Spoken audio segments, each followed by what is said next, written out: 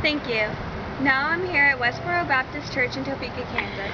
Westboro Baptist Church members from Topeka, Kansas have recently been protesting at military funerals in Virginia.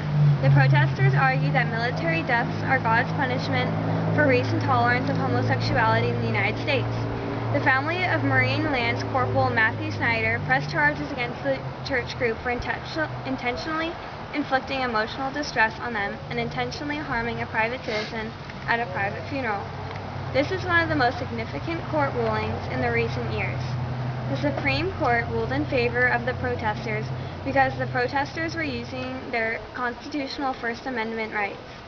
Although a federal jury awarded the Snyder family $2.9 million in compensatory damages, then later added a decision to award $6 million in punitive damages for the invasion of privacy and an additional $2 million for causing emotional distress. Here we have Sarah Minster, one of the 71 members of the Westboro Baptist Church.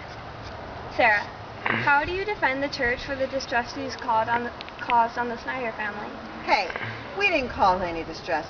We were all there as a group, and we were just using our right to freedom of speech. Okay. What do you think about the court rulings and the fact that it made it all the way to the Supreme Court? Well, it definitely was ruled the way it should have been ruled because we didn't do anything wrong. You know what? We didn't even cause any harm at that funeral or to any of the attendees. How does the church feel about the $10,900,000 that was granted to the Snyder family as compensation? We shouldn't have had to give them anything because we need that money to be spending it on travel expenses to our next destinations, to any other funeral where we can do our protesting. Thank you, and now to a commercial break.